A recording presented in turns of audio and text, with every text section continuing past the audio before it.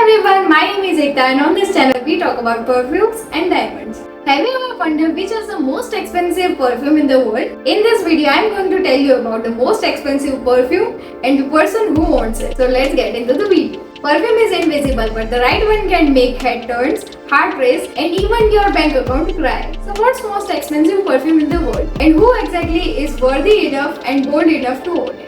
In 2006, a London-based perfumer named Cleve Christian launched something that world have never seen before and few could ever afford. It was called Imperial Majesty, the fragrance that was so rare. Only 10 bottles were made. So what made it so much expensive? It cost $215,000 per bottle. The bottle was handcrafted by Baccarat crystals. The neck was pure 18 karat gold. Cap was set with 5 karat white diamonds. But the real luxury wasn't just in the bottle. It was in something that you couldn't see. Imperial Majesty contains some of the rarest perfume ingredient in the world. Tahitian vanilla, Indian jasmine, Rosa candifolia from Grasse, France, and sandalwood from Mysore.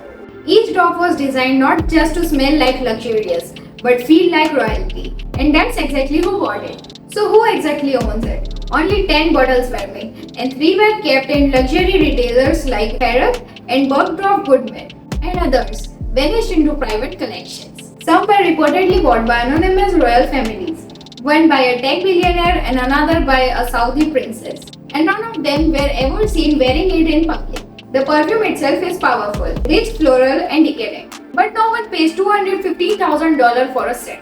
They pay for status, for stories, and the idea that no one else held it. Luxury doesn't always make sense, but it doesn't have to, because exclusivity is the point. The world's most expensive perfume. Maybe it's sit on the shelf, untouched, or maybe it never been opened at all. Because sometimes the most powerful scents are the one we only can imagine.